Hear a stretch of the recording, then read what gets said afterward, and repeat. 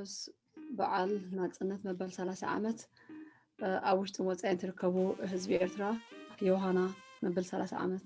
በዓል ናጽነት ኤርትራ ካብዚ ኣብቃዕና ካብ ቆፂለ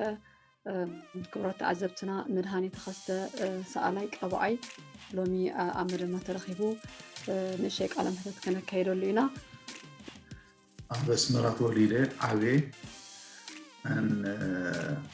ስጋ ታሽኣይ ክፍሊ ከዓ ተማሂረ ኣብ ኤርትራ ሃይ ስኩል ማለት እዩ ካብኡ ናብ ስደት ኣምሪሐ ስታይ ሽዑ ብወረቐት ብተዋጉ እዮም እዚኦም ብኣርባዓታት ብሓምሳታት ናይ ቀደም ክሳይ ማለት እዩ ስጋ ሱሳታት ገለመለ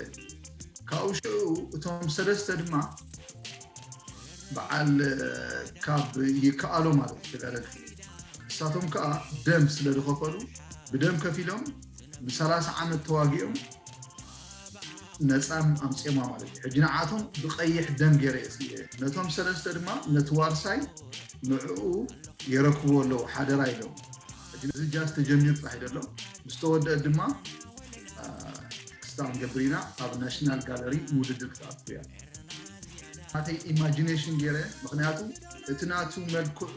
ወሲደ እሱ ሕጂ ናቱ ብኦይል ፔይንቲንግ ገይረ እዮ يغني نزل بروجرام زخستاي أقولكم سيزبيك فارد جووركمني عندنا دما يوهانا دبل نتي ديحل السراوي عبد دفعات كهينو أجر نخلو إنسان 4 ساعات أو قرن صحيح كهينو كلا خلدلو